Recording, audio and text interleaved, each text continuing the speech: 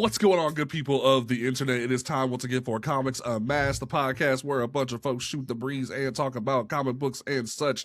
We are back for episode 26. It is going to be a heck of an episode. Don't forget, folks, that you can listen to this podcast on Apple, Spotify, your mama's fridge, your calculator, everywhere you can find the show. We are available. YouTube, all those places. Make sure you review us. Review us on Apple and Spotify, specifically to the person who rated us 3 out of 5 on Apple Podcasts. I'm gonna find you.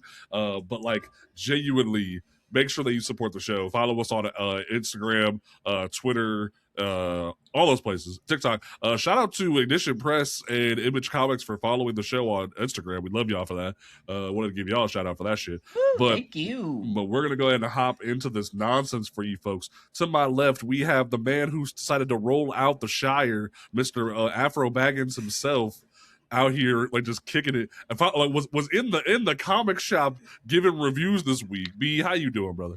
I am doing great. That's the great thing about working at a comic shop too, is I can't get in trouble for reading comic books at that job because they're just like, you're doing homework. You're getting yourself ready for the shift now. I obviously see you working, you know? And so absolutely wonderful. And then speaking about some Baggins, I just found out that there's like a farming sim to where you can be a hobbit over in like Steam and stuff like that. And the one thing I gotta say is, why are none of these games multiplayer? They have so many of these farming sims that need to be multiplayer. I could be playing with my girlfriend and actually having like better connections out in the world and playing with my other friends, but no. It's like you get to have a solo series in the Hobbit land, but we're not going to make it multiplayer. You get to decorate your whole Hobbit hole. That sounds amazing.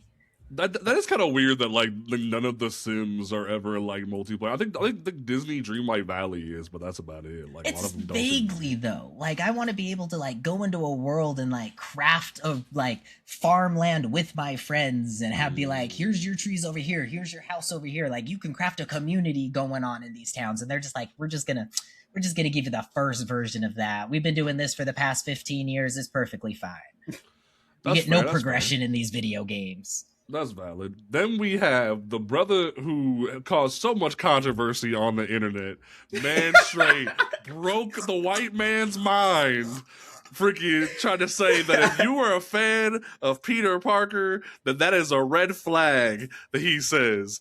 Mr. Nemo himself, brother, how you doing? You already know what's going on. You already know what it is when it is, and you know what we do. It is your boy Nemo, your favorite content creator's favorite content creator. It's fuck Donald Trump, fuck ICE, fuck MAGA. Yes. Anyways, I like this guy. He can come on anytime now. Yes. You know, it's baby Nemo, aka Banana Pepper, aka the flyest nerd you'll ever meet in your entire life. Let's get right into it.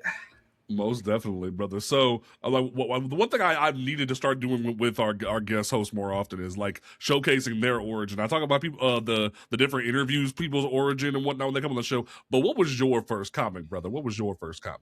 Oof. I was 7, 8 years old. Ooh, okay. And it was a Namor comic book. As I briefly mentioned before, my uncle was like a huge nerd. So everybody on my mom's side of the family, they're all either nerds or artists in any way, shape, or form. So I was 7, 8 years old. My uncle came. I was at my grandma's house. My uncle came home with like a huge bag full of comic books. And my mom was always like, you were so close with your uncle. Like, you always wanted to know what he was doing. You know, he put me onto video games. He put me onto, comic books. And my mom's side, she has 5 brothers. So she grew up watching action movies, comic books, video games, like all that other stuff. So growing up, I would always, chill with my mom to watch like James Bond, and, we would watch so many movies together. So one day my mom was telling me a story about how like I was always curious, and I would always like try to like break into my uncle's room at my grandma's house. And one day I actually got in and I just grabbed a random comic book, and it was Namor. I forget what issue it was. Actually, I hate to do this again. I think I have it back there. I'm gonna go grab it real quick. Hold on. Namor is actually a really fun character. I mean, he's an OG. It makes sense. Makes sense to be picking up one like that. It just lines up perfect too. I also love that he's breaking in I love that aspect of it too, because it's always that angst. You're always trying to get your hands on something you're not supposed to, and when it's a comic book, it makes it so much better. This comic book right here looks like it's from the 90s, I believe, but oh wow, wow, yeah. I recognize like the box art. Yeah, it's Namor the Submariner. Imagine war for a hunting ground. This has to be 90s. What's the number on it? It says 45, December. So it's probably issue 45. Yeah, 93 it came out. Okay, yeah, there you go. So that was the comic book I grabbed when I was a kid. I grabbed this comic book right here when I was a kid. Had no idea what I was reading.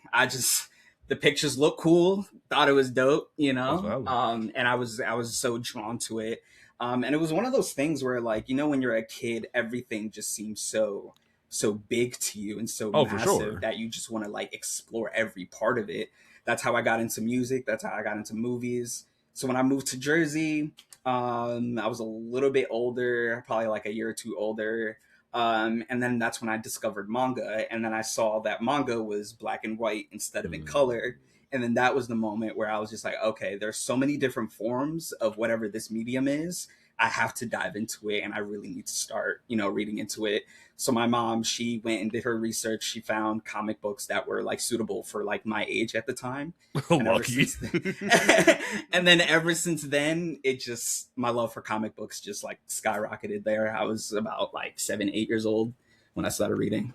There you go. All right. You must say you're lucky. My mama said, "Hey, this has Batman on it. You should read Batman." I'm like, well, that has the cult on it. I'm a little traumatized, but like, all right.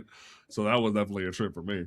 But we'll go ahead and dive in. We're happy that you are here, brother. We'll have his stuff linked. Thank you for having me. Of course, man. But say we will have his stuff linked in the show notes for you folks. First thing, and this is right up his ballpark in terms of what we're going to talk about. So.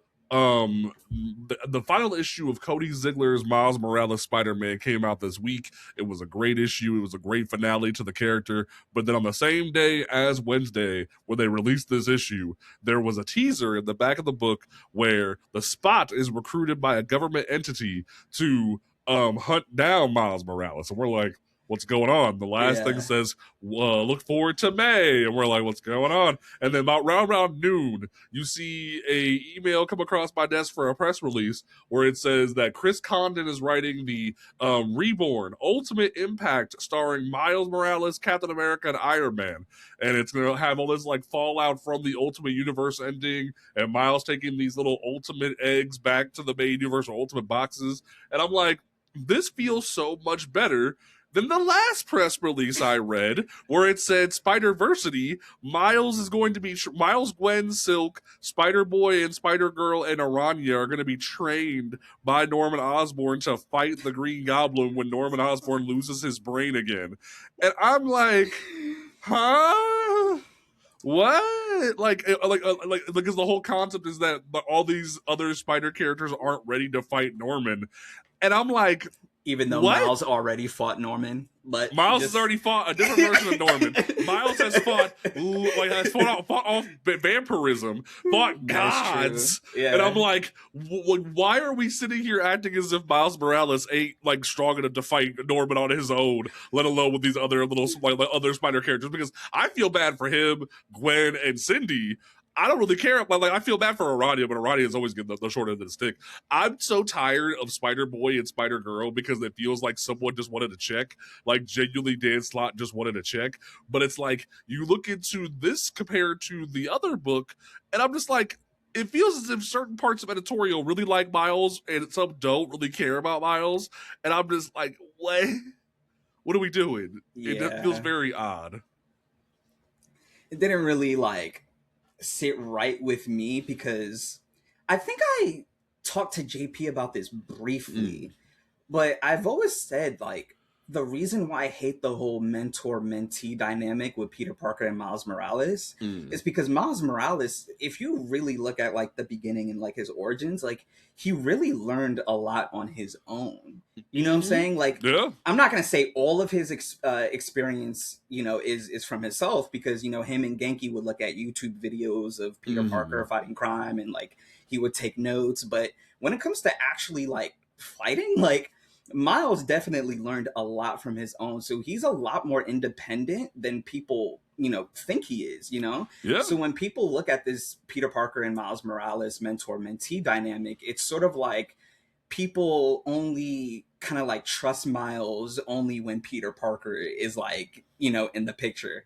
Right. So when that came out, I was just like, he's already fought, Norman Osborn before. He fought Venom. He damn near almost soloed Omega Red, like all within like the first year of him being Spider-Man. You know what I'm saying? So it's like, how do we not trust Miles enough even after all that he's gone through? So that's why, like, when I see like random stories like that, I'm like, it never really like interests me because I know the full potential that Miles has. And not only that, we've seen him have his own clone saga. We've seen him like be mentored by other characters like Misty Knight, like T'Challa, like Blade, and it feels as if while 616 Peter has a respect and a mentorship to an extent, there's been even things that were said during things like Gang War or different events that have happened where Miles has called out Peter and been like, "You ain't been around. You ain't been around me, so why should I care about or go over what your plan is? Because you ain't been around me. I've been doing my own thing, being my own Spider-Man, and people look towards me rather than you half the time. So why should I worry about you?" And it begs the question of like, if Peter Parker is just so stagnant and hasn't been able to progress, why are we acting as if like people want him to be around anymore? He's sorry. Go ahead.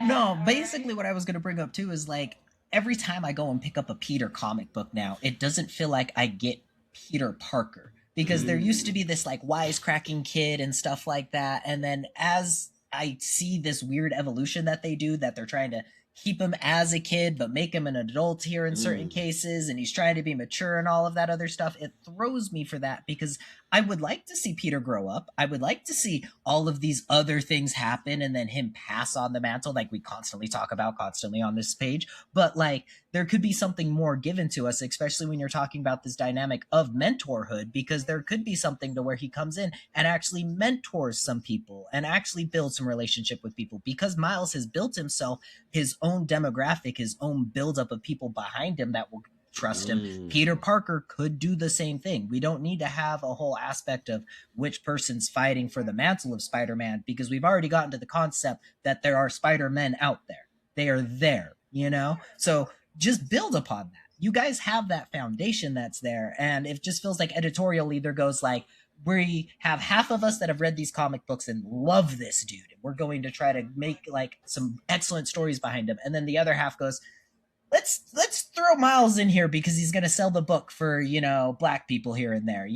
If we put Miles in there, then we might be able to hook on a couple more extra like viewers, and like maybe one person might buy it extra because they see him. That's almost how it feels like. It's going to be like the, here's your token. And then people that are like, let's not tokenize him. Let's actually make him good. Because that would be so wonderful to see at some point, because he grows so much from everything that I picked up from him. Not a Marvel head, but like, that's the reason why I got pulled into Marvel more, was because of this Spider-Man. And to piggyback off of what B said, like, he hit it on the nail, because with Peter Parker, they're trying to like keep him young, but like old at the same time. And one of the main reasons why they do that, because comic books, especially like DC and Marvel, they're infamous for doing this thing where it's like, if it's not broken, don't fix it. You know what I'm saying? So it's like, everybody loves a young Peter Parker, so they're gonna milk it as long as they can. But it's coming to a point where it's damn near been like, what, 60, 70 years at this point? Yep. So they're gonna be fighting Norman at Amazing Spider-Man 1000. That's the whole gimmick, 1,000? Is they're gonna be fighting him at 1000. And it's like, what are you doing? That's crazy. So it's like, it's gonna come to a point where you're gonna hit a plateau. You know what I'm saying? And then on the other, it's a double-edged sword, because you have the comic books doing that, and then I'm more disappointed in the comic book community, because we all know the comic book community is dominated by white men specifically. So they're constantly, hanging on and clawing onto this, Peter Parker, when you have a character like Miles Morales, who is just as good, and in my opinion, even better than Peter Parker. But obviously they won't accept him as as Spider-Man for obvious reasons, but we could talk about that later. You know what I'm saying? So it's just like, Marvel is trying to do this thing where they're trying to cater to every demographic and try to people please every demographic, which is the same mistake that the MCU is doing right now. So it's Yeah. just like Miles, he's a perfect character, right? Brian Michael Bendis created a perfect foundation. Cody Ziegler is a perfect writer to build upon that foundation. And a lot of people are not seeing that because everybody's like, Peter, Peter, Peter, Peter, Peter. Every time you look at top 5 favorite Spider-Mans, it's always Peter at number 1. I'm like, y'all need to like get your mind out of that gutter. Like, you know what I'm saying? Like you're not leaving room for other characters to breathe. It definitely makes a lot of sense because like I've even said the moment Dan Slott abandoned the Parker Industries concept, it showed me that Marvel was out of ideas because Parker Industries was the ultimate opportunity to have Peter elevate as a character, become sort of like a non-ketamine addicted Elon Musk in a like modern sense, be the modern Tony Stark and be this elevated character, and yet they were like, nah, we're not gonna do that. We're not gonna have logic and progression. We're just gonna like have them lose the entire company and end up on Mockingbird's couch. And I'm like, what? And it felt so jarring. It felt so confusing because how cool. Like I remember it was Rob from Comics Explained what like a few I remember a number of years ago where he had the idea of like just make Peter be the guy in the chair. Make Peter be the guy in the chair. Make him be the Bruce Wayne to Miles's Terry McGinnis, and let time progress. And yet they won't do it. But it's like, what more can you tell me with Peter Parker as a character? What more can you do besides give him a family and kids? Oh, you did that with the Ultimate Universe? Oh, you're shutting that down? Well, what are you gonna do now? And it's just like I fail to understand what could you possibly do with this character anymore, because even the movies have started to take from Miles as a character. Ned Leeds is Genki Lee. And I remember one of my most liked videos on TikTok to this day is like me talking about that because like they took so much from Genki as a character and gave it to Ned to the point that Bendis straight up pointed it out in an issue of his last Miles run where Genki goes to meet up with the girl with the podcast and the blog from the video game, and he's like trying to get information for Miles, and she's like, what's your name? And he goes, Ned. She's like, you don't look like a Ned. I'm like, you And you want to know what's so crazy? When the very first trailer came out to that movie years ago, I'm looking at I'm looking at it, I'm just like, wait, like, is this not Miles Morales? Everybody in my comment section talking about you've never read a comic book before in your entire life. You don't know what you're talking about. This, that, and the third. I was just like, I read comic books, number one. Number two, it is y'all that don't read comic books. You read comic books, you just don't read Miles Morales. Because, like JP said, Ned Leeds is basically Genki. Zendaya's character literally looks like almost every one of his love interests. You know what I'm saying? And then when what was it? Far From Home came out, and he basically made the red and black suit. I'm like, okay, so we're just gonna give this nigga a red and black suit, acting like Miles didn't already sport a red and black suit. And it cracks me up too, because like I think it was on a previous episode I commented about the fact that like they straight up knew they did what they did because they made Genki in Spider-Verse and in the video game skinnier, and they had him in the Spider-Verse say he wasn't the guy in the chair, and I'm like, why did you say that? Why did you point that out? This is weird. This is very jarring. And like they've even tried to do stupid shit now that like Genki's older in the comics, where they like gave him a goatee and a man bun. And I'm just like, brother, that shit look fire though. I ain't like gonna it looked good, but I see you trying to set a brother apart, and it's very noticeable. Yeah, like it's comical at this point. So I don't know. It's so disappointing because that's why I don't want Miles. I'm like the number one Miles Morales fan. I'm pretty sure everybody knows that by now. But when people hear me say I don't want Miles in the MCU specifically, everybody's like, you're just a hater. You're just a hater. I was just like, they're going to butcher him as a character. It is not even funny. And the dynamic between Peter Parker and Miles Morales would just be Tony Stark and Peter Parker 2.0. We are going to get that same story, right? And since you already ripped a lot of elements from Miles Morales, what else are you going to give him? Like, you literally had Nick Fury giving him a new costume, which is the whole thing that Miles gave. Like Miles' first costume was from Nick Fury. Mm-hmm. So I'm just like, y'all just taking everything from the brother at this point. It's just it's so annoying because in the live action, like, yeah, you could replace Genki with Judge being Miles' best friend, because we all know that Judge is his best friend in the comics. You know what I'm saying? And then, like, other than that, and then obviously, like, the age gap difference between him and Kamala Khan would be, like, super weird. So you can't have her as a love interest. So that's out the window. You know what I'm saying? So it's just like, you know, in the context of the MCU specifically, you already ripped a lot of what makes Miles Morales, you know what I'm saying? And then on top of that, the whole, like, the actor needs to be Puerto Rican to play Miles.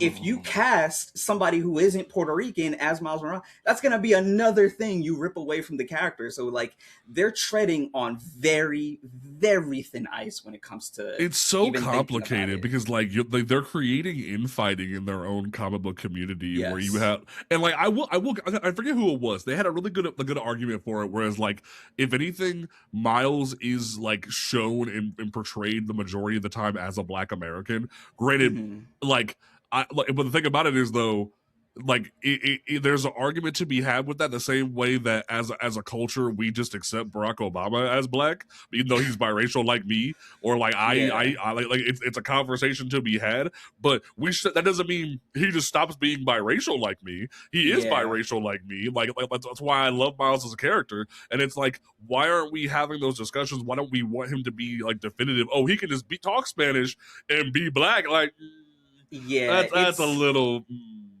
It's one of those things where it's such a nuanced conversation, right? Because when it comes to, and I hope I don't offend anybody when I say this, and if I do, I'm going to apologize in advance. But when it comes to the Hispanic community, they tend to erase Miles' Black side. And when it comes to the Black community, they tend to erase his Hispanic side. It's back and forth erasure. It's back and forth. And it's so crazy because Brian Michael Bendis created this character specifically to bring us together. Yeah. And y'all are doing the complete opposite of what Brian has intended to do. Yeah. The second thing, right, and the reason why it was this whole conversation is so completely nuanced, right, is because the reason why people are saying that the actor for Miles Morales needs to be half Puerto Rican is because of, it has nothing to do with the movie itself or the character itself. And that's what a lot of people are not understanding. And it has everything to do with how Hollywood treats Hispanic people. Yes. It has everything to do with how Hollywood treats Hispanic people who are also biracial. Because if you think about it, you know, people, the dude who plays Mother's Milk in Laz Alonso, yes. He talks about how he is Cuban, right? He's a Cuban American, but because he's, like, a little bit darker in skin, most of his roles, if not all of his roles, he's playing a Black man. And that has everything to do, and a lot of people are like, oh, well, Hispanic people play Black characters all the time. I was like, it's not their fault. Because Hollywood, they don't understand the concept of race, ethnicity, and nationality. They just look at you, right? They do the brown paper back test, and they were like, oh, you're dark skinned, you can play a Black man. Here you go. You know what I'm saying? So, and it has everything to do with the fact that a lot of roles that are inherently for Hispanic people are being taken away from Hispanic actors. And when you have a character like Miles Morales, that is a huge character. You know what I'm saying? So the Hispanic people who are having this conversation and saying that the actor needs to be half Puerto Rican, they're not saying that from, like, a narrative standpoint or because of, like, they're saying that because this is the moment, this is the time where you could show respect to Hispanic characters and to the Hispanic culture in general. And that's why it's so important. I've had so many people in my own comment section telling me that I could play Miles Morales. I would love to play Miles Morales, but am I going to? No. One, I'm not an actor, and number two, I would openly admit that I'm not half Hispanic. So like it would take away from that. It kills me too, because like there's even a great moment in Ziggler's run where like they show Shift, who is like one of Miles's clones, and Rio is like, hey, you don't have to just like pretend to be Miles 2, like the number 2. You could be your own person. How about we name you after Miles's grandfather, Jaime? And I was like, and it is like the idea of caring to that degree, the idea of you going that deeper into his heritage, and it's just like, why aren't we caring about that? It's just, it blows my mind and whatnot. But from there, I wanted like the other big Marvel topic was like, we will go have deeper discussion about it next week as well. But I wanted to touch on it because it does matter, because like I sat through it, B sat through it. I know Nemo, have you watched Wonder Man yet? Oh, I sat through it in one sitting. Absolutely loved it, bro. Amazing, phenomenal. And as a Haitian man myself, seeing the fact that they changed Wonder Man Haitian, I literally it was like 7 a.m. I ran upstairs and I showed my mom, and like both of us literally cried together. Like it was a fucking moment, bro. It's wild, because like I remember like there were all the freaking like neckbeard confiscators who were like, why did they race change Wonder Woman? I'm like, show me one Simon Williams fan. Show me one Wonder Man fan. They cared so little about Simon Williams as a character that they brought Vision into the MCU, forgetting the fact that Vision's entire brain pattern was based off of Simon Williams. Do you really think they give a fuck about that man, or are you just racist? You're just racist, because the same way nobody was talking about Iron Man before Iron Man 1 was the same way nobody was talking about Wonder Man. You know what I'm saying? And the thing is, I think the problem, obviously racism, right? Cool, let's get that out the way. But the other issue is what's like layering is like the fact that a lot of comic book nerds, they suffer from this thing called a superiority complex, right? So they want to be right all the time, number one, and they want to have superiority over every other fan all the time. So because of that, they want to they subconsciously think to themselves or try to convince themselves that they read every single comic book known to mankind. You know what I'm saying? Yeah, so it's just like, right. So it's just like when Wonder Man came out, all you had to do was just Google who Wonder Man is and read his comic books like a day before the show came out. But a lot of the issue is like a lot of these comic book fans who are like, oh, why did they race swap him? Blah, blah, blah, like blah, blah, blah. Don't sit there and act like you've read every single comic book known to mankind. I'm 29 years old. Well, I'm about to be 29 in April. I've been reading comic books I've been reading comic books literally for 23 years now at this point. And even after 23 years of reading comic books, I still haven't read every single fucking issue in the world. Okay? It's okay not to care about a character. It's okay not to read an issue. Okay? You'll be okay. And that's the problem. They want to feel like they've read every single comic book, so that's why they feel to comment on every single hero. B, what were you going to say?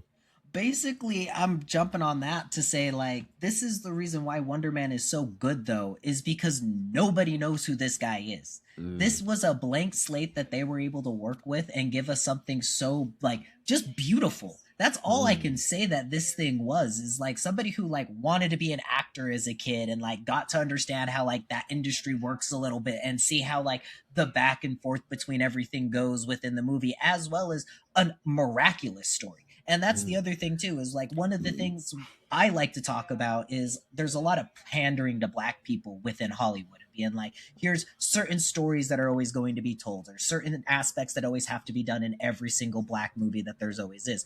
This was just a character who happened to be Black that was just going through Hollywood. There was some aspects to it to where like you could connect yourself to it as a Black person, but ultimately this is just some dude that's there who has superpowers. It was amazing. And anybody who's coming in and like talking about this whole like switching the character and stuff like that, That's the whole point of the TV show too. If you come in and actually watch the TV show, you'll see that aspect of the director coming in and being like, this person is Wonder Man. It doesn't matter whether he's white, doesn't matter if he's black. He could be a purple raccoon of all we freaking care in this universe at this point. He's Wonder Man. Well, and not only that, when you really think about it, is the fact they made sure to include his brother, who turns into a supervillain. They talked about Doorman. They hinted at certain things. And, like, yeah, it's not perfect. It's like in the comics, like, there's more deeper stuff of why he wanted Zemo to turn him into a supervillain. But, like, we don't need that. Like we there's certain things that you just don't need, especially with a minor character that I'm willing to overlook. Like, I could be upset that they changed Sam Wilson from being a person from Harlem and turned him into Bubba Gump from Forrest Gump.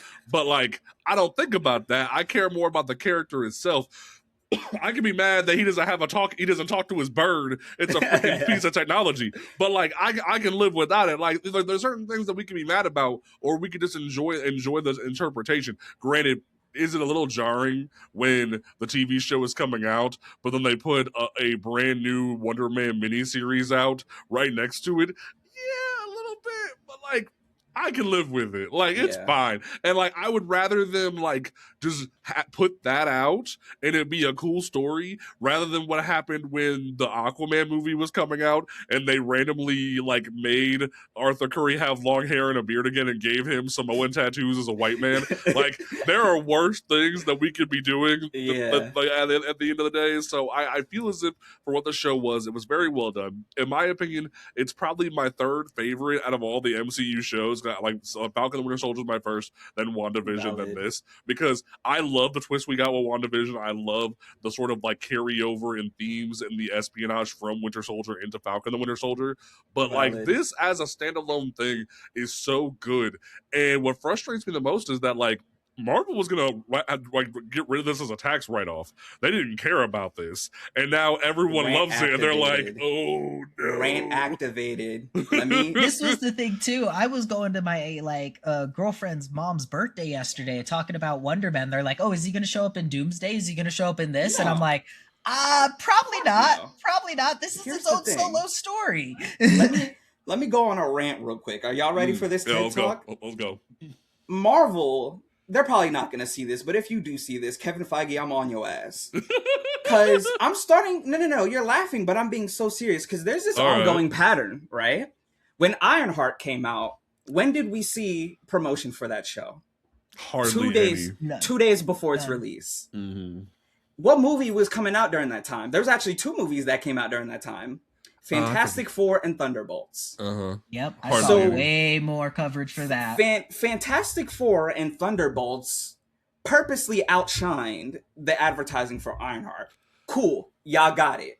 Mm-hmm. Then Wonder Man comes out, right? Here's Daredevil. 2 mistakes y'all made, right? You are constantly hinging on the hype of Doomsday, completely forgetting Wonder Man. The second mistake that they made, well, technically 3. So the second mistake that they made, why is each episode 25 to 30 minutes long? When you're constantly tackling themes, heavy themes, about commentating on Hollywood in general and how Black people operate in Hollywood and how superheroes operate in the world and how superheroes operate in Hollywood. Why is each episode 30 minutes long?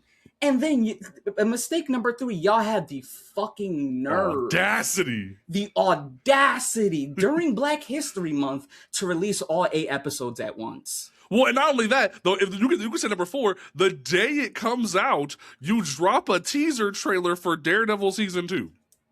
I was mad as hell. I'm like, you can't even give this shit a day to breathe, and you're already on his neck with Murdoch. Like, bruh, we didn't need this right now. No one needed this right this second. It's an ongoing pattern, and once I saw the runtime for each episode, and once I saw that they released all 8 episodes, I'm like, this is a project that Marvel did not believe in, right?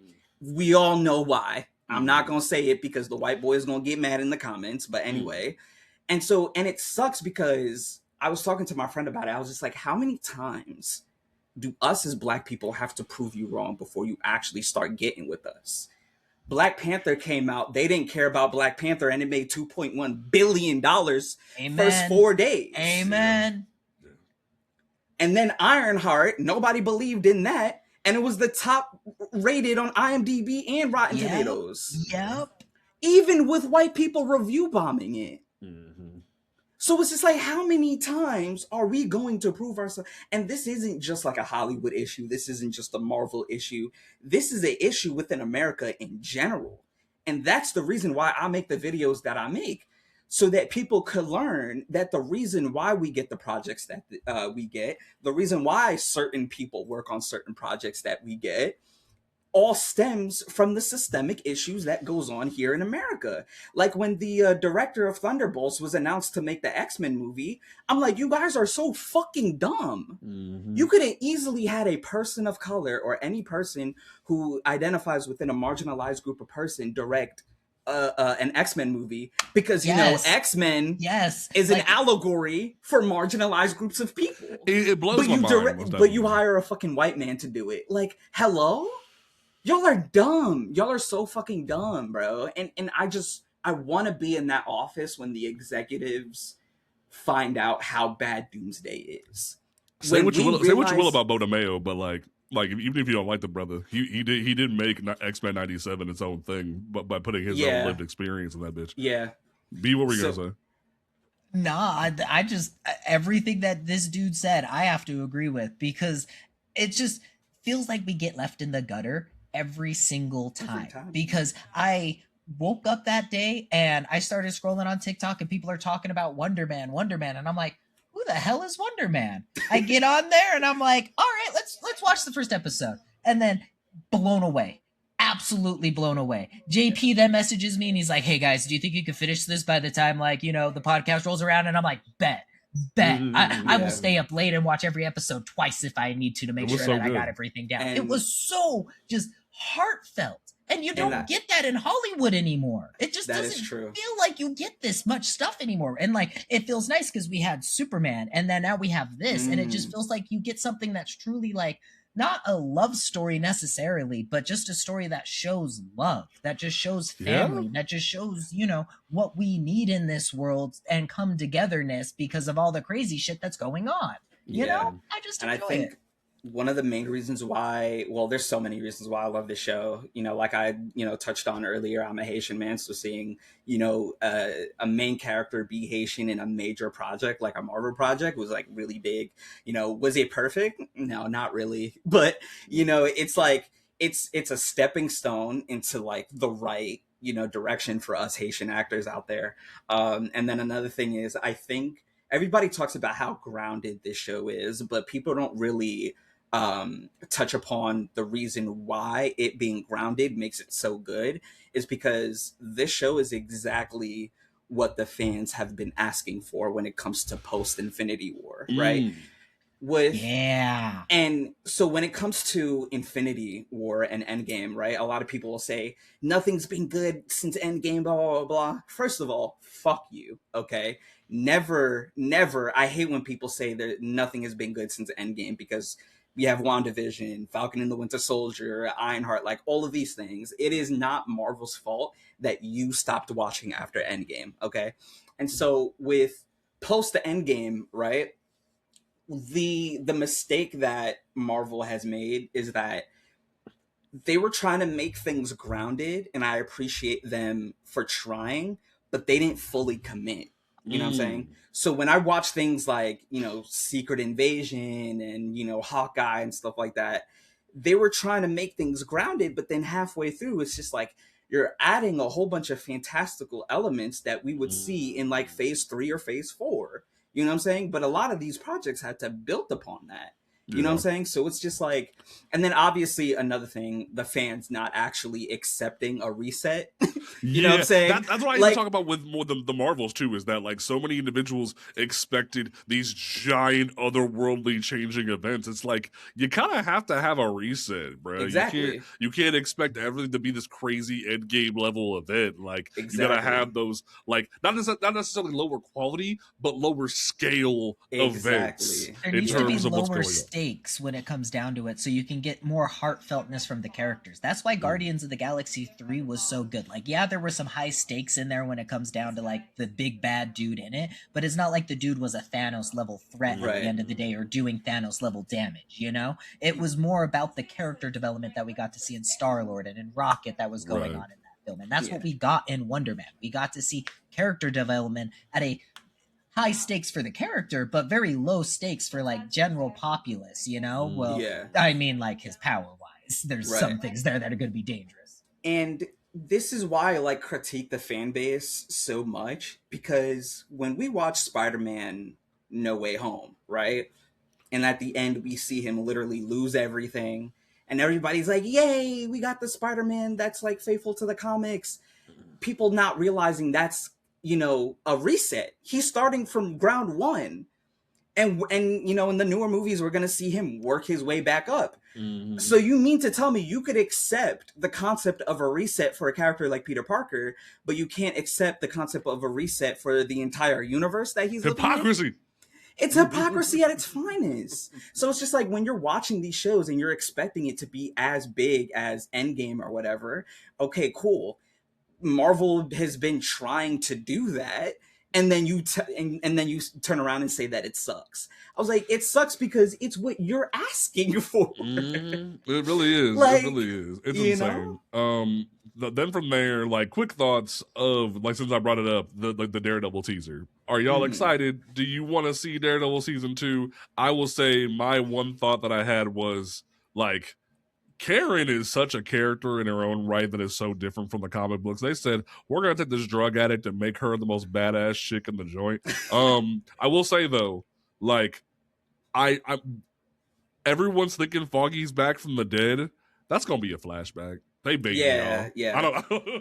Yeah, it's a flashback. But as far as, like, Daredevil, I wish they would have stuck or had, like, a deal with Netflix, if that makes any sense. I'm not saying that Daredevil Born Again was bad, right?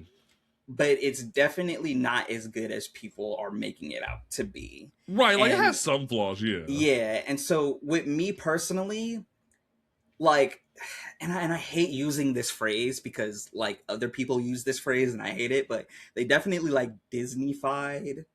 Not the character, but like the world itself, right? If that makes any sense. You're not gonna get Fisk breaking a whole dude's face on a car door. Yeah, and so like that's the difference. Yeah, so like especially with the themes of Daredevil Born Again, especially it, you know, coming out during the time of how the world is right now, if you know what I mean. It would have been nice to still have that, you know, grittiness that we got from Netflix because it would have had more of an impact. But knowing the structure and that it's going to fall under, you know, when it comes to Marvel, we all know it's just going to be like a 6-7 episode thing. And like, it's just the reason why I don't like Daredevil is because it only serves narratively, it only serves to further the plot of the MCU as a whole and not the character individually. Interesting. Okay, fair enough. And the closest thing to Daredevil where it actually served Daredevil, again, this is my personal opinion. Right, yeah. But it was the scene when you know, Matt Murdock met the Punisher again. Yeah. I was it like episode 4 or 5? Something like that, yeah. Something like that. And he was having that conversation. It was just like, yo, like, Punisher, I need your help. And then I don't know what it is, but Punisher and Daredevil conversations, you will get the best monologues from those conversations ever. Yes. Because it's one of those things where it's just like they're dropping, you know, moral dilemma gems, but it's coming from two different perspectives that are on different sides of the same coin. Yes. And that's what makes it so good. And John Bernthal as an actor, like he was born to play that character. So it was beautiful. So it was that moment when Matt Murdock and Frank Castle were talking. I'm like, this is the Daredevil that I know and love from the Netflix series. But everything outside of that was just like, oh, they're just like adding bits and pieces to further, you know, the plot points of the it MCU. feels jarringly different to where it's like that whole scene reminded you of like Matt being chained to the rooftop, but then like this feels as if they're trying to navigate censors, they're trying to navigate certain guardrails that Disney is setting in, because, and granted, what I find very weird is that they're kind of hinting at, they're kind of almost being like a ice like stand-in in the new season, and I'm like, how much are you going to dive into this? How much are you going to touch on this idea? They're going that, to pull like, their punches. Yeah, and it's like you're not going to tell the true story of certain things. That's why when like there's rumors of my culture coming back, I'm like, I don't know if I want to see a Disney-fied Luke Cage. I don't know if I want to see that. Yeah, no. Like they're like we're already getting Jessica Jones, and I'm like, Wait, don't know really? if I want. Yeah, like if you saw the trailer, they showed Jessica Jones in the trailer. Like, okay, to be like, fair, I didn't watch the trailer. Oh, so. that's valid. No, Perfectly valid. Bro, I'm telling you right now, I stopped watching trailers about 2 years ago, a year and a half, maybe 2 years ago, specifically from Marvel, only because they like You were getting spoiled everything. Like Deadpool trailer, just watch the Deadpool and Wolverine trailer, and then you got the whole movie. I mean, like, not the whole movie because there were some cameos. Right, there were some things you didn't see in one eye yet. But obviously, all that information you can find on Reddit. I used to be that guy, but then I remember when Infinity War was coming out, and we saw whole different scenes that they played for us in the trailer that we didn't get in the movie. Like Hulk on the front line going to fight the dudes, and then he's nowhere to be found. I was like, what? Where's that scene? And it makes me mad to this day. That's why, but you know, Jessica Jones is going to be in this season, and I'm like, Jessica ain't gonna do half the shit she did in her show. So, like, y'all acting like, and what's so funny is they're giving her a Red Band comic book miniseries to tie into this release. And I'm like, that's gonna be more hardcore than she's gonna be in this. See, but that's the thing, is the trailers got me more excited for the comic books coming out than they really do got me going for the TV shows. And that's the craziest thing, because I'm kind of disappointed I didn't get a Wonder Man comic book coming out at the same time as this, or at least like a single issue or something. You did. You got a mini. I just talked about that. I know, but I mean, like, it would have been nice if they publicized that a little bit more. Really, you know, DC really like. Right. I didn't find out about that until you told me about it. I'm like, God damn, I missed that this week. I thought I was on top of my stuff for Marvel this week. They didn't tell nobody about that shit. It's like a 5-6 issue mini. They didn't tell a damn soul about it. Yeah. And like, that's the craziest part that we keep talking about, is that like Disney, Marvel, fucking DC, we're here. Why aren't you communicating with these podcasts? Like, there's people from TikTok, other comic book content creators that are starting other shows. You could be relying on these different platforms to advertise your ish. Not to say like, hey, yo, come to me, but like, there's so many other places you could be using. Like, I'm about to make a whole video, and we're talking about this issue that's going on right now. We're still, people don't understand what FOC is. People still don't understand what Final Order cutoff is. And we're going to talk about that in regard to our next topic. Static is back. Static is back in the DCU with this past week. We saw the tie-in to DCKO. The kids are all fight. We saw the granddaughter of Jay Garrick, Cassandra Cain, Jonathan Kent, the son of Mr. Terrific, and the son of Terry Sloan, the original Mr. Terrific, all teaming up to go up against Granny Goodness, because she had turned some of the younger characters like Stargirl and I forget who the other one was, like into female Furies, and then randomly Static shows up and saying, "Oh, I've been off the grid for a long time," and I'm like, "What?" Yeah, for almost more than 1,000 days, buddy. I have thoughts. Like I definitely want to pipe in real quick, because I'm sitting here reading this, and it was shout out to Blue Jack, like for a friend of the show, because he was like, "Yo, I work at a shop. You need to read this week." And I'm like, whatever. And then people are in my DMs like, you need to read this. Then I get to the comic shop, and my comic shop owner is like, hey, I added something to your box. I need you to read it. I'm like, no, stop it. I'm like you never add things to my box. I curate my box unlike the rest of these fools. Like, you don't add shit to my box. He's like, I added something to your box. You need to read it. I'm like, fine. I go home and read it. Freaking Virgil's back. And I'm like, I have so many questions. I have so many thoughts. I have so many concerns. And first off, this is showing the blue and white costume that we got for 5 minutes in what was it? Like the sequel series to Static Shock, not Static Shock, like the original Static series from '93. It was like the rebirth of Cool. We saw the costume during the rebirth of Cool, and it was only for like one issue. We saw it for one issue, and I'm sitting there so confused trying to understand why we're making him wear the blue and white suit that he never ever actually really wore in the comics and putting that in here. Second question, how old is Virgil? Because he's supposed to be the same age as like Tim Drake and all them, like the third generation, the millennial generation of superheroes. But now you're saying he's on a team with Jonathan Kent and Cassandra Cain and whatnot. So I'm very confused. Number three, y'all better explain what's going on here, because is the Milestone Returns universe canon? Is that canon? Like is I didn't like even when think you, about like that. if you look at the cover of the Dakota incident that's coming out this month, Icon, Rocket, Hardware, and Virgil are in these like 93-esque costumes, and I'm like, are we back in the 93 continuity? Are we back in like, are we making a new version of the 93 continuity? Is Milestone Returns just gone? Because I thought the whole point of giving everybody a compact edition of Vita Ayala and Nicholas Draper Ivy's static run from Shout out to Milestone Nicholas. Right, we Got his love shirt that on right man. now. Great. Hell, I didn't make sure.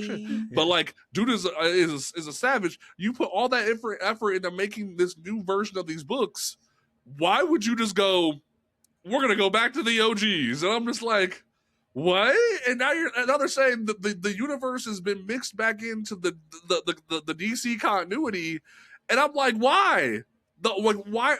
And I really want to ask Joseph Village this question. He'll be our interview for next week on the show. Why does DC keep busing the black kids from the other school district in to fix the diversity problem?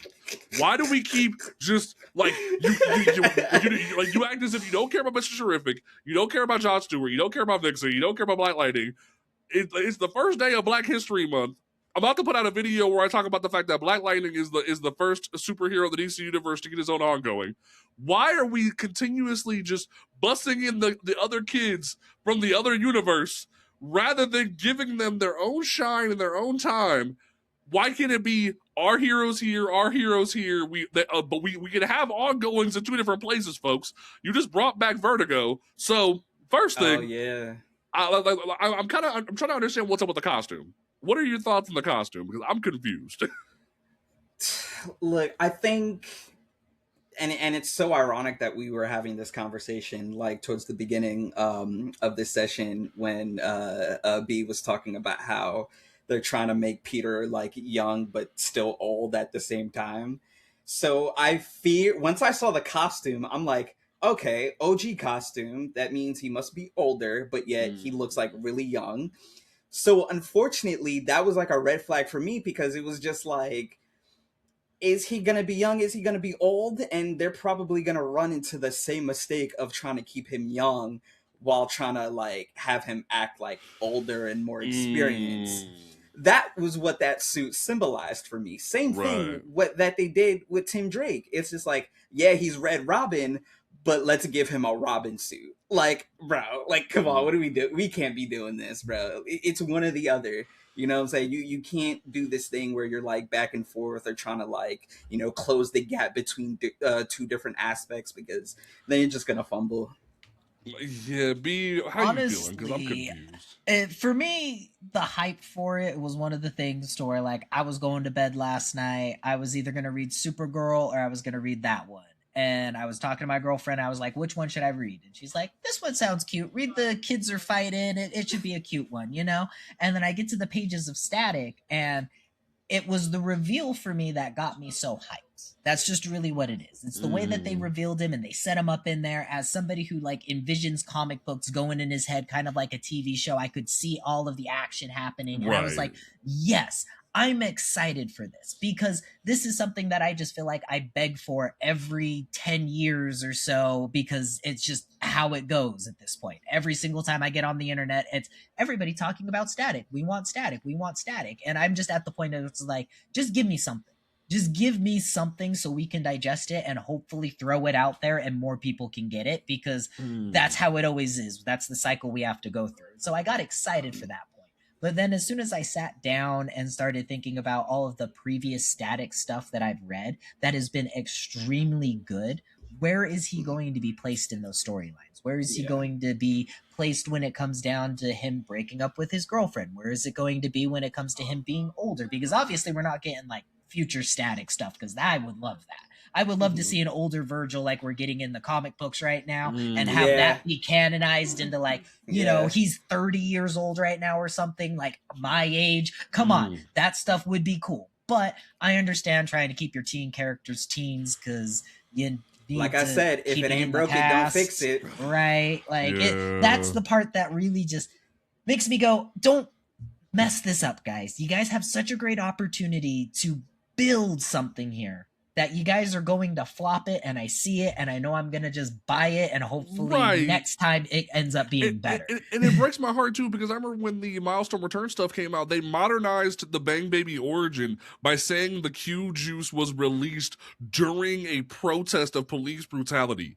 And it made headlines. It was so cool. Like, it was a great idea, because it took it from gang violence to police brutality, and when I still had a social issue being talked about. But now it's going to be like, what are you going to do now? What is the continuity going to be? If you're having this weird, like, 93 light version of these costumes. Now, granted, I say 93 light, but then we look at what Nicholas J. Ivy put on Twitter today. He just said, I'm going to make a fun noodle aesthetic for Black History Month that's in the new suit. And it looks badass. It looks great. But I'm also, I talked to him about on the podcast when he was on here about, like, the cool static effect, like the static TV effect he puts behind Virgil. But I'm also just like, what does this mean? What is the continuity? What is the history? What has been established? Is his mama still alive? Are we doing the TV show continuity? Like, what's going on? What relationships are established? What versions of the Shadow Cabinet are here? Like, the whole point of the 30th anniversary special they did a few years ago was you had the 93 universe meeting the Milestone Returns universe. So it's like, what version of these characters is going to be there? Like, are Icon and Hardware going to like each other? Have they, like, settled their differences? Like, there's so many questions, so many like unanswered things, and like they've even hinted through Twitter today that the Blood Syndicate's going to get featured. But I'm also like, the Blood Syndicate is very problematic when you actually sit down and read that ish. So, what are we gonna do here? Is my concern, because similar to the conversation of a Disney-fied Luke Cage, I'm concerned of a DC mainline continuity-ified Milestone universe, because they touched on it a little bit during Teen Titans Jeff Johns' run with Virgil, a little bit, but I'm really concerned at this idea of them disrespecting the Milestone legacy. That's my biggest concern right now. I think when it comes to the Milestone Rebirth stuff or whatever, I think it is possible to have, you know, like JP said a little bit earlier, it is possible to have two main lines going on at once, you know what I'm saying? But again, you know, like B was saying, you know, the hype of it was cool in the initial moment, but once you sit down and actually process it, it seems like they were running out of ideas. So it was just like, oh, what can we do to get people hype? Oh, let's just bring back Static. So they probably brought back Static not knowing the full ramifications of what it is to bring back a character like that. And I feel like the initial idea was cool, but they didn't think it all the way through.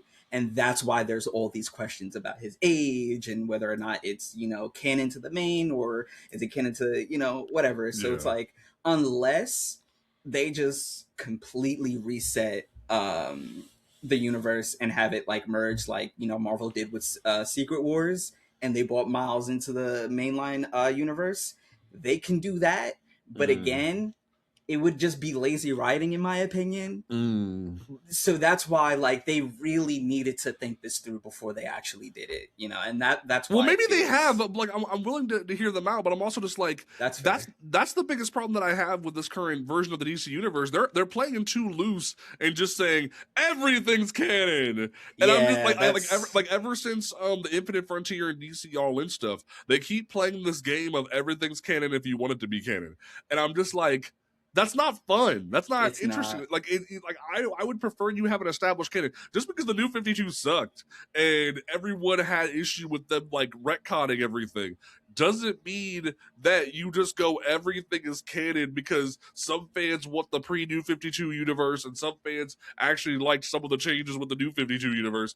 Like, there's a way to do both. Like, actually listen to fan feedback. Keep Wallace West, but put the old universe back. Like, keep some of the changes with the Bat Family, put the old universe back. But now we've gone too far, and now it's like, what's canon? Oh, everything's canon. I don't know. Cyborg's been on the League and the Teen Titans, and it's confusing, and it's yeah. And I'm over here like, oh, so like you're gonna say Milestone Returns and the '93 stuff is canon, and I just. And that's the thing, is like, I keep thinking about like the 93 stuff, to where if they would have just kept that continuity going, we could have Jessica Williams writing an Icon story right now about her like child being a little bit older and her having to be raising that child in today's circumstances, as well as being a superhero with with Rocket. With Rocket. And like, that would be so good. Sorry, did I say Jessica Williams? Stephanie Williams. Sorry, Stephanie Williams. My bad there. That's my bad there. Stephanie Williams. I'm terrible with names. But like, Stephanie Williams writing a like Rocket story right now would be absolutely amazing, especially coming from her 90s continuity. Everything that I've gotten from her writing from like early Nubia work and the Wonder Woman stuff has been excellent. I would love to see her take on a Rocket role right now that would actually develop the character into something more, because she's grown up. We've seen these characters so much time. Give them an adult version of them now. That's not this future aspect. That's something that's set here in 2026, that the year that we're in, because they're adults now. They have other issues that they're going through besides, I hate to say it, this teenage drama that feels like we constantly keep getting these characters going through. Yeah. And I think with previous universes, right, regardless if it's like Crisis on Infinite Earths, New 52, even like the mini, like not really mini, but the little events like Future State or whatever, regardless of which one you like and which one you hate, they all did this thing where in this specific universe, this is what's canon and this is what's not canon. But like JP said, it feels, and that's one of the reasons why it's like such a struggle for me to like really be hyped for comic books right now, because specifically with Marvel and DC, they're doing this thing where it's just like everything's canon, everything's not canon, like JP said, and it's just so confusing. Like, imagine being a newer X-Men fan now in the year 2026. If you want to get into X-Men, I'll pray for y'all. Good luck. And it's wild because what was it? Like, Hickman tried to sort of like soft reset everything with the Krakoa era, but now we don't know what's canon and what's happened, and it's just like, God. And it's crazy because that's how, it's actually insane to think about how great of a writer Jonathan Hickman is, because even with that confusing aspect, it's still good. Like, you know what I'm saying? Right. It's amazing. But if you're new to, I feel like it's one of those things where like, if you know type of deal. Like, if you have been reading X-Men comic books, then you're going to understand it. You're going to like flow through it. But if you're new and you're reading a Jonathan Hickman comic book in 2026, you're fucked. Like, and then I'm not trying to say that to discourage newer comic book fans or discourage anybody who wants to get into X-Men. I'm just saying that because it's a comment on like how publishers are handling their comic books right now. So it's just like, you know, with DC, you know, like JP said, it's like everything is canon, but not canon, whether or not you want it to be. And like, it's just so, you know, and that's why I'm loving Absolute Universe right now, because it feels like its own world. They're not doing this thing. Well, eventually, I heard rumors that eventually we're gonna see some absolute universe like heroes come into Well, the what we're main, seeing and is that like in DCKO, in the next issue, they're gonna have like issue 1 corrupted versions of the Absolute Trinity fighting Joker, Lex, Clark, and Diana. But like that's the okay. thing though, is that like you can tell DCKO was written before all the stuff that's happened in the current issues of the Absolute Universe, because Mm, it's very like encapsulated versions of these characters, like okay. specific versions of these characters that are being dropped in to fight these like specific characters, and it's like, I get that, but you're not gonna see absolute Batman do Darkseid's bidding. Like, it's specifically a corrupted version doing the thing. So, but like what you're saying is something that people have talked about at length for a while now, where people see the Absolute Universe as a fresh jumping on point that anybody can go get the first #1 and Mm-hmm. not have to read 50 previous years of history to understand.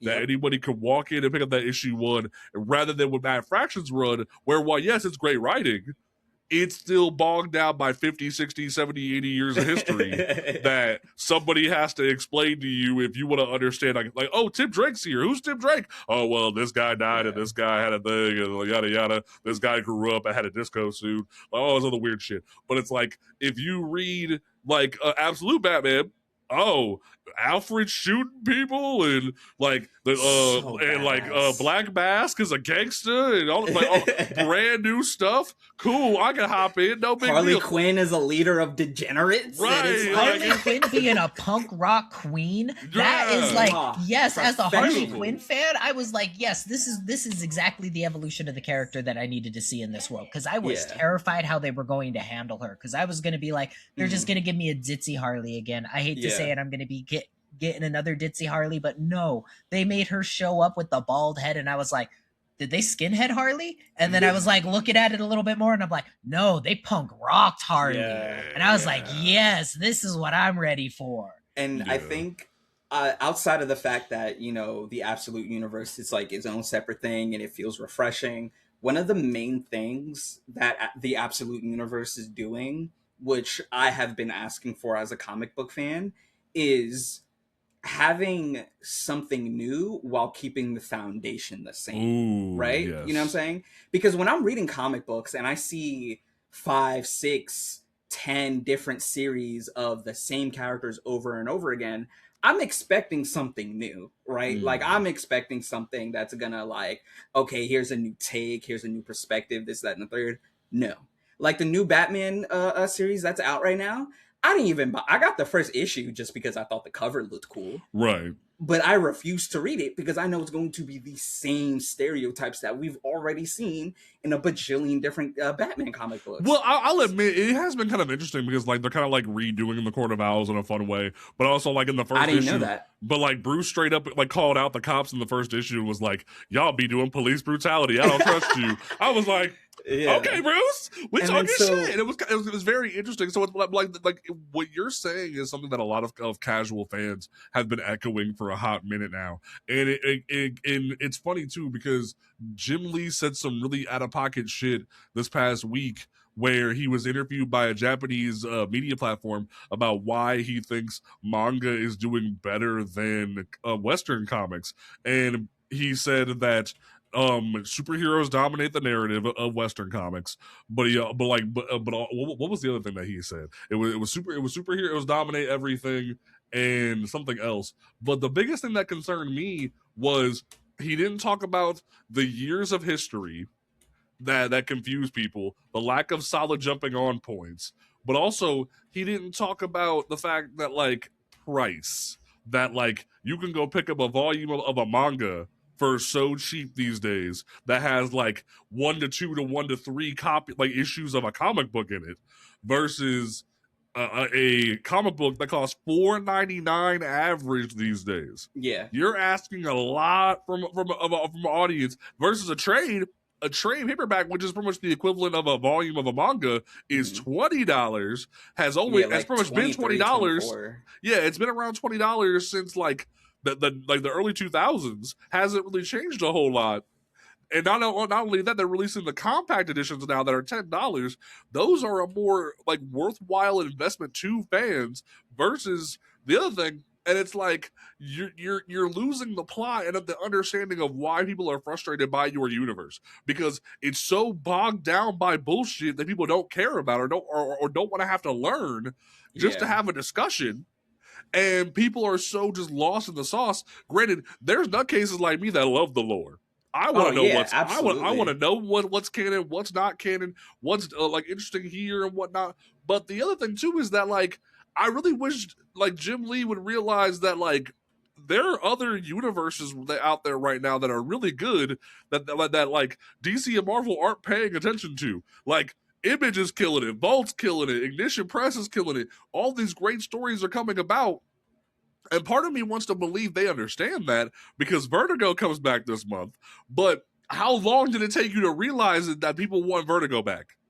Like how long did you had to literally erase Vertigo, bring out DC Black Label and show Batman's dick and make everyone freak the fuck out and have to make Jim Lee go do a press tour on John, what was it, Jimmy Kimmel and all this shit going on, only for you to realize, hey, maybe people don't want always superhero stories. Maybe we can have something other than superhero stories. Yeah. And people bring back Vertigo, the thing that gave you so much praise. Like, say what you will about Neil Gaiman and his nonsense that he did, brother. Like say what you will about that shit, but Gaiman proved that people wanted things other than superhero books. Morrison proved that people wanted things other than superhero books. But for some reason, DC lost the plot and was like, we're going to get rid of it and we're going to show Batman's dick. And I'm like, what? And it's just it's crazy to me too, because like even for casual people, when it comes down to this whole manga idea, I think the majority of it too is like that's what my girlfriend mainly reads. And it's because there's a beginning, middle, and end to these mangas. They're not like the One Pieces, they're not like the Dragon Ball Z's that run on forever. You're going to be able to find a contained story within these mangas and get the understanding of that story as well, versus our 1,150 issues of Batman that I have going on now, like I'm at that number now, I believe. But like, that's the other thing too, is for comic books now, that's what I introduced to my girlfriend. She's the one who's reading like the vague Amethyst comic books that came out that have, the ends to them. And then there's also, oh my gosh, what was the last Beneath the Trees Where Nobody Sees? She picked that one up because she really liked that one, And then that too. It's really good. It's really good. And then we got like Everybody Hates Fairylands this past week for her because she really liked the art out of that one. And it's like these stories are a contained thing that you can actually get development in now, because it's not this is your jumping on point, is this volume 1 of this series that is in trade paperback, and now congratulations, you're caught up. Like perfect example is like look what happened with Ignition Press. Beauty is a brand new TV show on FX. Ashton Kutcher, Megan Trainor, all these fucking people are in this. It was a one-shot comic that was released as part of a thing called I think it was like a one-shot pitch thing, like not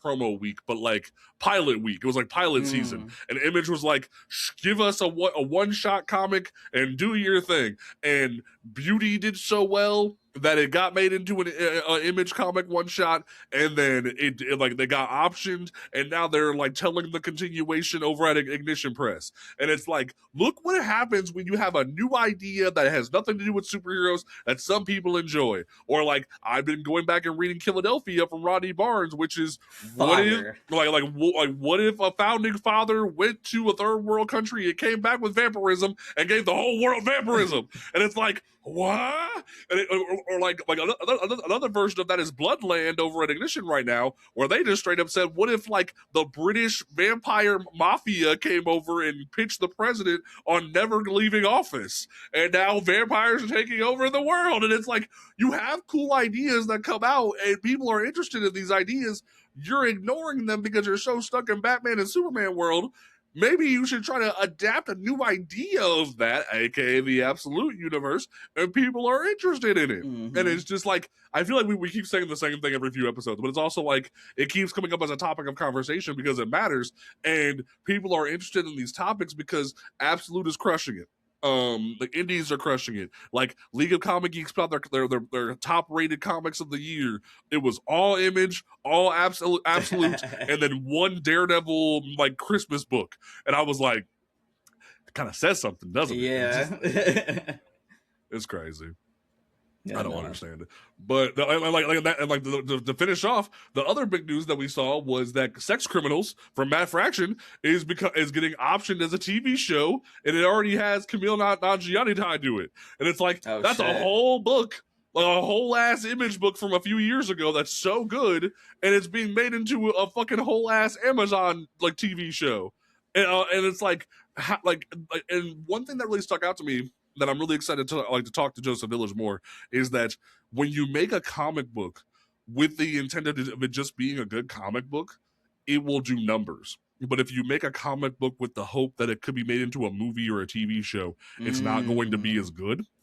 And that's what I keep seeing, is that like Matt Fraction never intended for it to be a movie. He just had a really cool, fun idea for a comic book, and it became a TV show. Or like same thing with Walking Dead.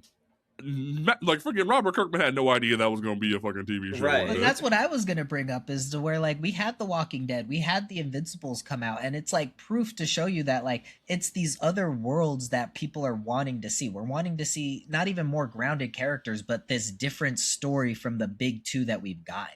Because as much as I love my Batman, as much as I love my Superman, I'm getting more directed towards Crownsville now. I'm getting directed more towards like the nice house by the sea, you know, like that other stuff is just more appealing at this point. And it's not because of superhero fatigue. It's because these stories, I hate to say it, it's that cut and dry we were talking earlier today. For some reason, we need a superhero reset every arc to put our superhero back to where they were, because that's the writing that they've been doing in comic books since they started doing comic books. Yeah. I get it. It starts with a clean slate for the next writer, but this just proves that the writers you're bringing in on this aren't reading the previous comic books in some cases. Yo, Nemo, we gonna pitch you on this book, right? It's Crownsville from Rodney Barnes. Crownsville? He wrote Philadelphia, like Crownsville. Oh. It's over at Oni Press. He wrote this book recently. It's like third issue is about to come out.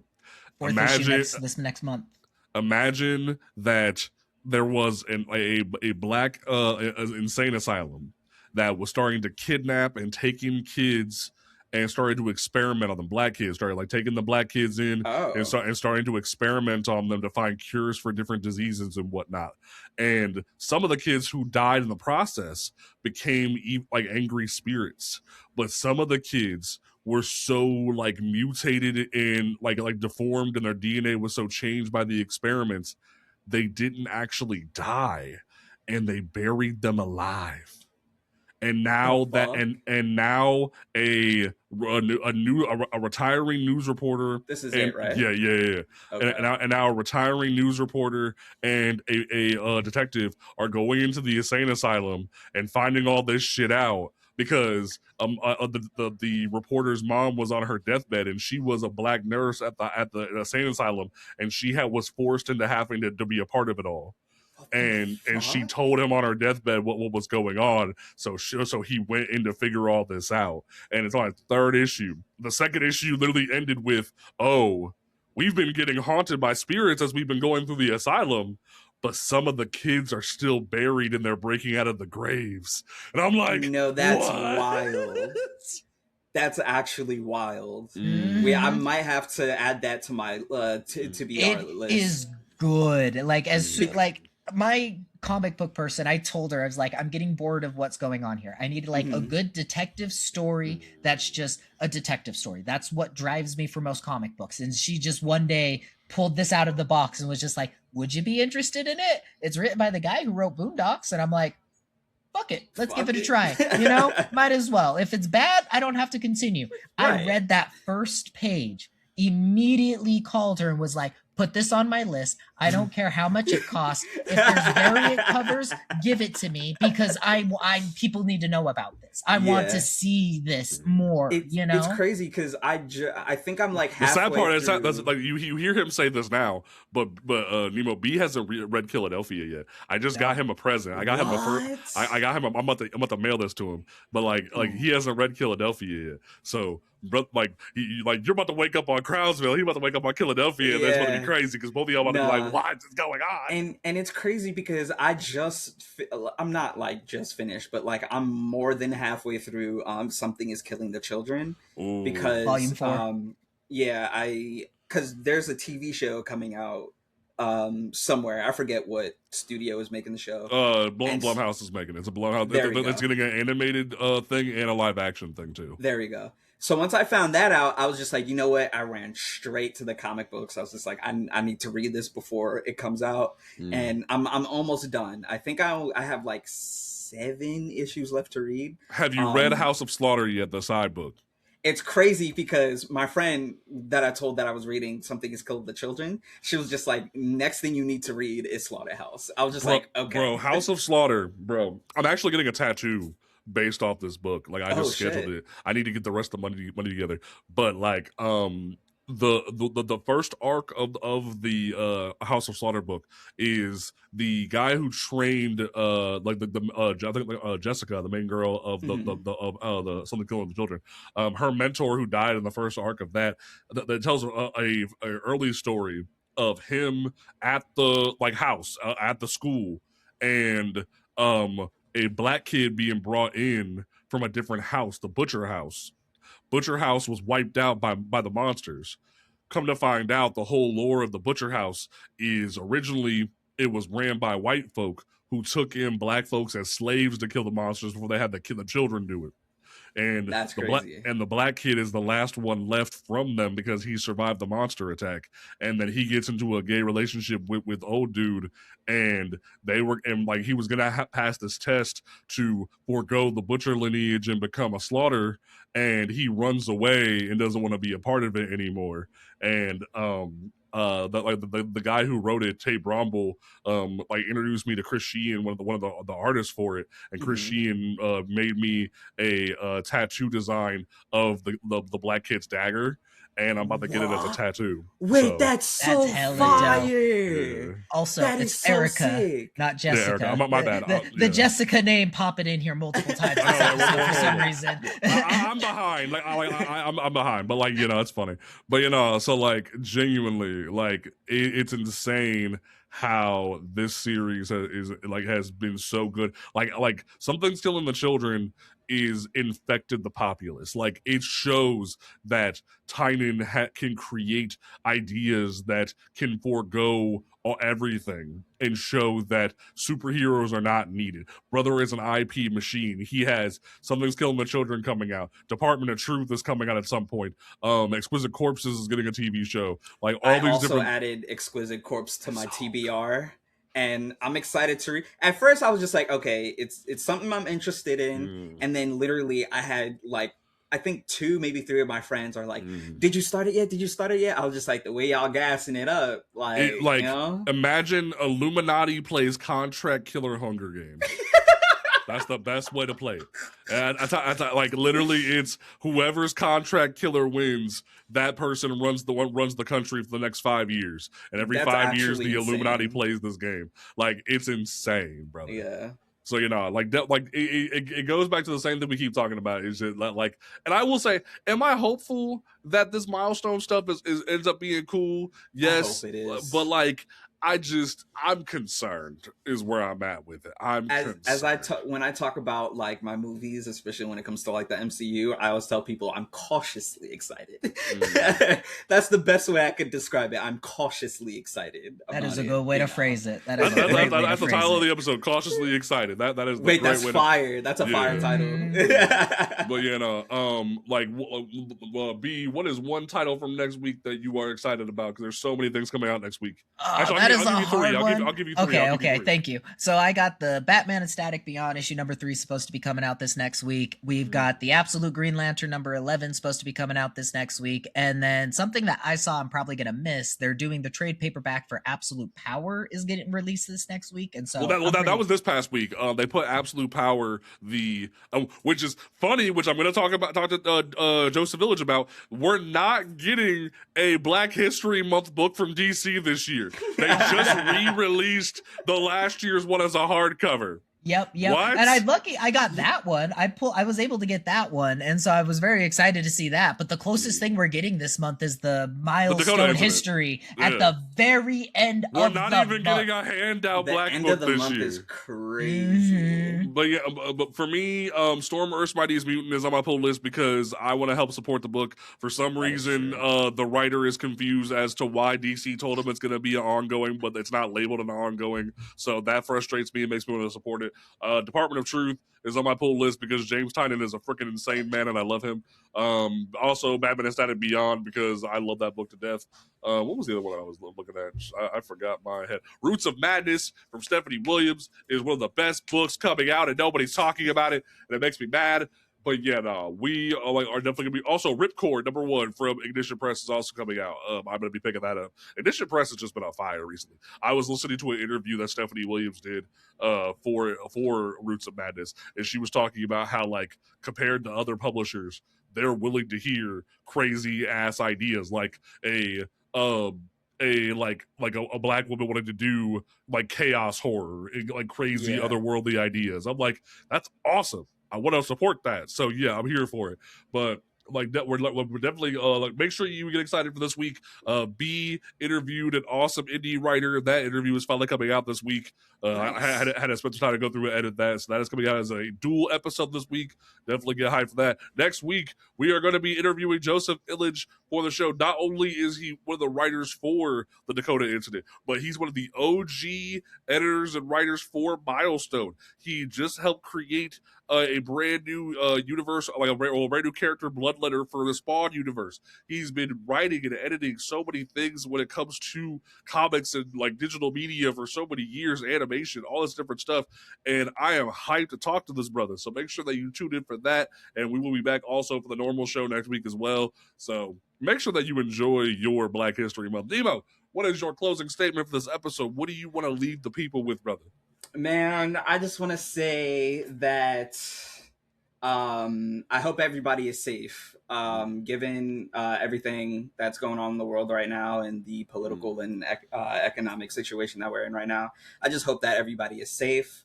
I always tell people that comic books are always a means of escaping reality, but let's not forget to come back to reality.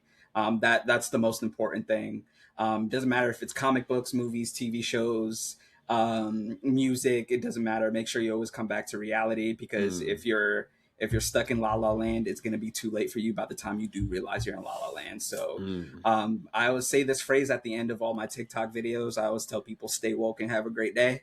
It's not a means of like, you know, trying to get people like be like, oh, riled up and fear mongering. It's just, you just got to be aware of your surroundings. You got to be aware of your situations, and you got to be aware of how you operate. It takes it back to the meaning of what woke was supposed to be before it got twisted by the freaking idiots. Exactly. So, you know, it's your boy Nemo. Stay woke. Have a great day. Drink your water. Take your vitamins. Peace, love, happiness, and positivity.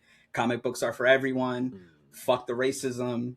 Fuck Trump. Fuck MAGA. Fuck ICE. Free Palestine. Free Congo. Free Haiti. Free Puerto Rico. So most definitely. B, what do you want to leave these people with? Jumping off point, because comic books are an escapism. Remember, you're reading something that is based off of real life. So like in Crownsville, when they talk about the Tuskegee experiments in that first issue, when you're coming back to reality, maybe research some of that stuff. Look some of that stuff up. Comic books are a jumping off point to be able to expand the knowledge that comes onto your mind. You're going to get a little aspect of something, and that should help you learn and grow even more than what's going on, and help you kind of realize what's going on to today's world. For me, the big thing is never be afraid to tell your story. Never be afraid to have your own IP. Never be afraid to create for yourself. But also with that, never get a big head. Never be crazy about it, because one of the big goals this year, and one thing that we kind of like got a pile of before the end of the year for the show, was indie creators that are trying to create their own stories and whatnot. But then I was listening to an interview Joseph Illidge did, where he was talking about the fact that like owning your own IP is very important. Like, shout out to the GOAT himself, Todd McFarlane. Like, Spawn is a legacy that will stand the test of time because of him. And we just saw, shout out to Ryan Coogler, man has just won a literal Grammy and has one of the highest counts ever for Oscar nominations in the history of cinema for the deal that he did with, what is it? The Columbia Sinners. Pictures? I think it was WB, I thought it was. WB. Yeah.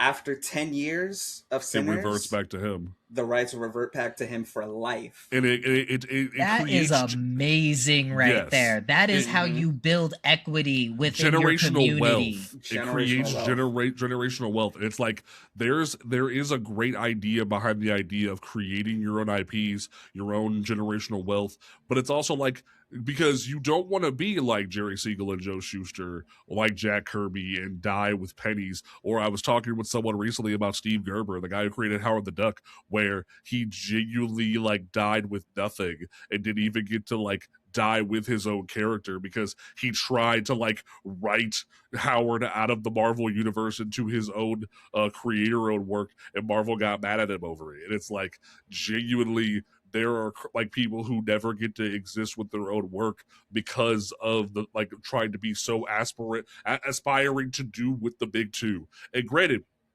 Batman is great, Spider-Man is great, but there's nothing wrong with trying to be the next Spawn, trying to be the next Something Killing the Children, that trying to be these generational IPs, The Walking Dead. Like, Walking Dead literally has been in Fortnite, it's been in Magic the Gathering, it's been in Dead by Daylight. Like, you could break down walls when you put the effort in and show that you could be the next level. Invincible, video game that just dropped, is getting crazy different things. Like, it's an animated project now. Like, there's so many things that have happened, and yet you can do that if you put the work in. Now, I will always say there's something about creating a passion behind that and making sure that you do something that is worthwhile, but don't just do it as a side thing and just think it's going to be a side thing forever. Like, build a plan, execute the plan, and make the next level thing happen. Actually believe in yourself. Exactly. Like, you know? Yes. So, but we will be back next week for you folks. Don't make sure that you are picking up your pull list, pre-order your comic books, because how else is DC and Marvel and Image going to know what the hell you want to pick up? Or all these different publishers. We will catch you folks next time. Peace out.